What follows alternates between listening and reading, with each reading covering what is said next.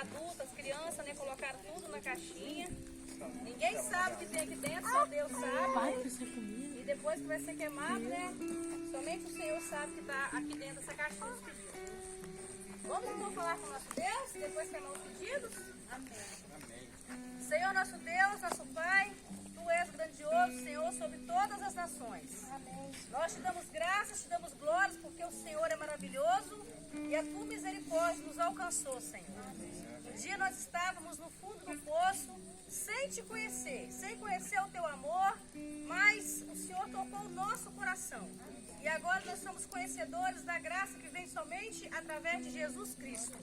Sabemos que não há outro caminho, não há outro meio de sermos salvos.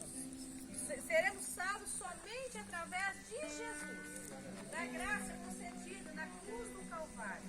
Um dia Jesus morreu por cada um de nós. E nós, hoje, ó Deus, somos conhecedores do amor que o Senhor tem por cada um de nós. Ó Deus eterno, Deus grandioso, Deus maravilhoso. Aqui nessa caixinha, Senhor, tem muitos pedidos de jovem, criança, adolescente. Senhor Deus, somente o Senhor é conhecedor de todos os pedidos que está aqui dentro. Que seja realizado, ó Deus, conforme a Tua bondade, conforme, Senhor, a Sua infinita vontade, Jesus. Que essa vontade não seja nossa, mas sim a Tua, Deus.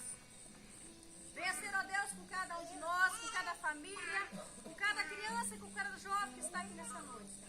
Que o Senhor possa tocar no nosso coração profundamente. E que nós possamos cada dia mais nos arrepender dos nossos pecados, dos nossos erros e colocar a nossa vida diante do altar do Senhor. Senhor Deus, nosso Pai querido, maravilhoso, continue nos abençoando na Tua presença. Abençoe cada pessoa, cada família que está aqui nessa noite representando, Senhor, cada pessoa e cada criança e cada jovem. Obrigado por tudo que o Senhor tem feito na vida de cada um de nós. Agora, ó Deus, esses pedidos vão ser queimados. Que essa fumaça, Senhor, que ela possa chegar até o trono da glória do Senhor.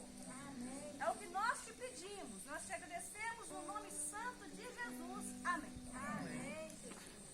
Alguém quer jogar lá os pedidos? Quem quer? Quem é o corajoso que quer jogar os pedidos lá dentro, meu Joel? Já deu.